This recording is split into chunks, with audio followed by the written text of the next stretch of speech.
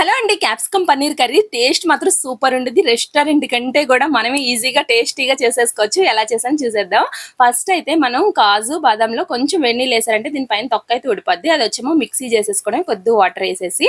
తర్వాత వచ్చేమో ఆనియన్స్, మిర్చి అది కూడా కొద్దిగా వాటర్ ఏసి మిక్సీ చేసేసుకోండి. తర్వాత వచ్చేమో అల్లం, వెల్లుల్లి, కొంచెం టమాటో, కొంచెం అదే కొత్తిమీర, అందులో బిర్యానీ దినుసులు, కొంచెం ఎండుమిరపకాయలు ఏసేసి మిక్సీ చేసేసుకొని ఇవన్నీ పక్కన పెట్టేసుకోండి. తర్వాత వచ్చేమో పెరుగు కొంచెం క్వాంటిటీ తీసుకోండి, ఎక్కువ తీసుకోవద్దు. దాంట్లోనే కొంచెం గరం మసాలా పౌడర్, జీలకర్ర పౌడర్, ధనియా పౌడర్, కొంచెం black salt, normal salt, kasuri methi మొత్తం వేసేసి బాగా కలిపేసి పక్కనైతే పెట్టేసుకోండి.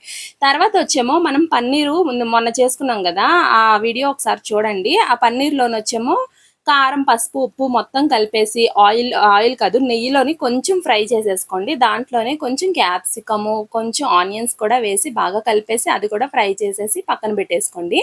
ఇవన్నీ ఫ్రై అయిపోయిన తర్వాత తీసేసి మళ్ళీ అదే కడాయిలోని కొంచెం ఆయిల్ చూసుకోండి, మీరు తీసుకున్న క్వాంటిటీని బట్టి ఉండుద్ది. ఆయిల్ కూడా వేసేసుకొని ఫస్ట్ వచ్చేమో ఆనియన్ పేస్ట్ వేసేసుకోవాలి. అది బాగా ఫ్రై అయిన తర్వాత టమాటో పేస్ట్ కూడా వేసేసుకోవాలి. అది కూడా బాగా ఫ్రై అయిన తర్వాత జీడిపప్పు పేస్ట్, అది కూడా బాగా ఫ్రై అయిన తర్వాత పెరుగు, ఆ పేస్ట్ కూడా వేసేసుకొని చూడండి, కొంచెం అంటే బాగా ఫ్రై చేయండి. చేసేటప్పుడు కొంచెం తుల్లుద్ది, మూత పెట్టుకోండి. అంటే సిమ్లో పెట్టుకొని మూత పెట్టుకుంటే కొంచెం తొల్లకుండా ఉంటుంది.